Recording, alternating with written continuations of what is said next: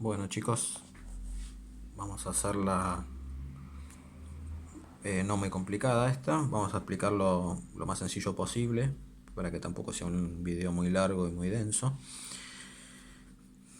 El triángulo ABC. Bueno, obviamente estamos en resolución de triángulos oblicuángulos, o sea, triángulos no rectángulos. ¿Sí? Eso ya lo estuvimos diciendo.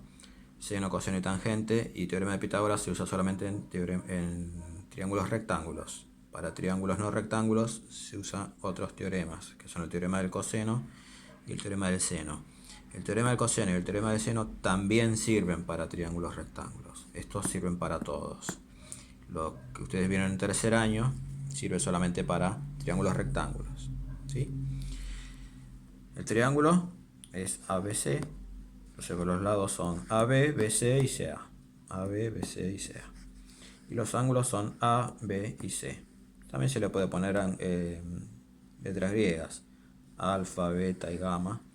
Pero cuando vos tenés los vértices, a veces directamente se pone la letra y se le pone el sombrerito indicando que ese es el ángulo este. O sea, este es el ángulo A, el ángulo B y el ángulo C. Hay dos tipos de teoremas, el teorema del coseno y el teorema del seno. El teorema del coseno se utiliza mayormente para hallar lados.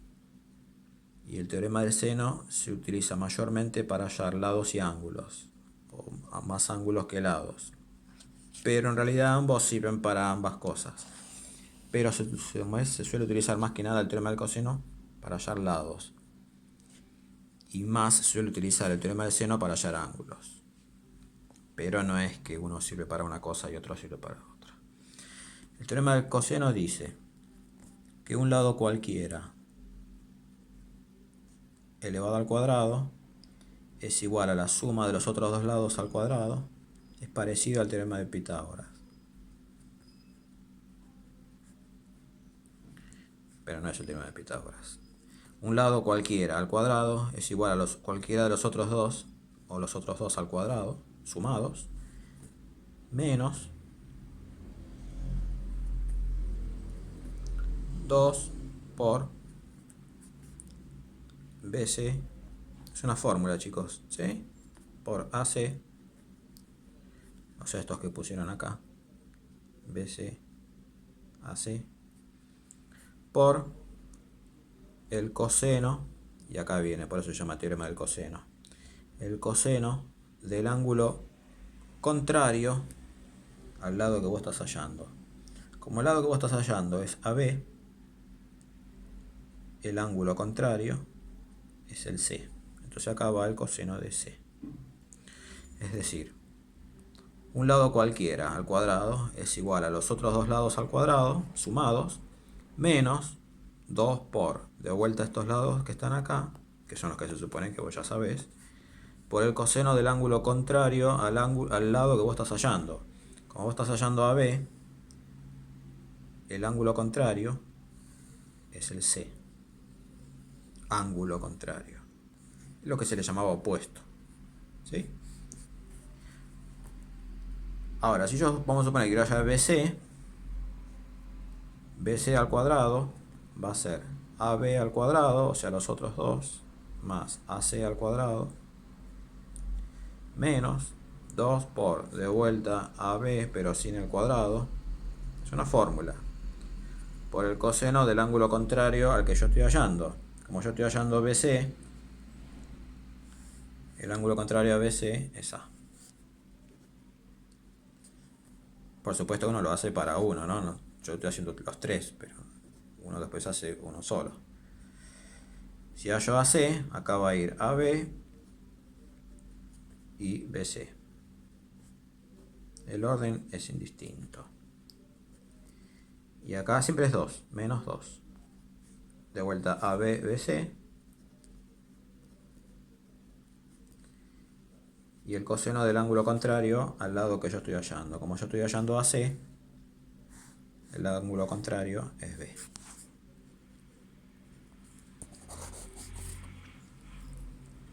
Ustedes la fórmula van a tener anotada, no hay problema, no hay que recordar esto. Pero es simplemente una fórmula para calcular lados. Hacemos un ejemplo.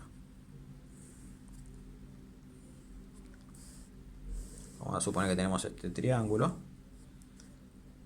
Ponemos A, B, C. Vamos a suponer que este ángulo mide 40 grados. ¿Sí?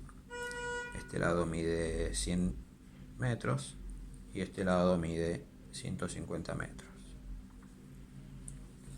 Yo quiero calcular el lado AC. El lado AC al cuadrado es igual a los otros dos lados al cuadrado, que sería 150 más 100. O sea, la fórmula arranca así. Es una especie de Pitágoras, pero no es Pitágoras, ¿sí? Menos 2 por, y de vuelta ponen esos valores, pero sin el cuadrado, por el coseno del ángulo contrario al lado que yo estoy hallando. Como yo estoy hallando AC, el contrario es 40, que es justamente el ángulo que está formado entre estos dos lados. Por eso a veces también lo dicen, que en el teorema del coseno el ángulo es el que está entre los dos lados que tenés de dato. O sea, este. Miren que tiene que ser el ángulo contrario. Si vos tenés de dato este, no te sirve. Por eso a veces se usa el otro teorema. Coseno de 40 grados. Bien, pero acá hay un tema. Esto no es AC. Esto es AC al cuadrado. Entonces primero hay que hacer toda esa cuenta con la calculadora. 150 al cuadrado más 100 al cuadrado menos 2 por 150 por 100 por el coseno de 40. 9518,66. Eso en realidad es AC al cuadrado. Por eso es parecido a Pitágoras. 9518,66. Y ahí le haces la raíz cuadrada. No se olviden de hacer la raíz cuadrada, porque si no le va a dar como que mide 9500 y no puede ser. 97,56 metros. ¿Sí? Entonces esta es la forma de hacer el teorema del coseno. Pones los dos lados que tenés de datos, el ángulo que está en el medio, que termina siendo el que está enfrente del que vos querés hallar. Todo eso lo metés en la fórmula. Lo resolvés y después haces la raíz cuadrada. Por supuesto, se tiene que cumplir una serie de cosas. Los otros dos lados los tengo que tener, pero a su vez tengo que tener el ángulo que está acá en el medio. Porque si yo tuviera este, en vez de este, no lo puedo hacer. Por eso el teorema del coseno te exige que vos tengas el ángulo que está enfrente del que vos querés hallar. ¿Sí? Bueno, corto acá y después seguimos en el otro video.